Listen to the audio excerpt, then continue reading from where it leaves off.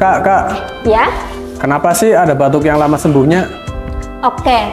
Nah, batuk yang tidak sembuh-sembuh itu dapat disebabkan oleh berbagai faktor, termasuk infeksi virus atau bakteri yang menetap dalam sistem pernafasan, bisa juga karena alergi, asap rokok, polusi udara, atau kondisi medis seperti asma atau bronkitis kronis. Kondisi lingkungan yang tidak sehat atau kekebalan tubuh yang melemah juga bisa memperlambat proses penyembuhan. Penting untuk berkonsultasi dengan dokter untuk mendapatkan diagnosis dan pengobatan yang tepat sehingga batuk dapat sembuh dengan efektif. Jadi gitu ya Kak penjelasannya.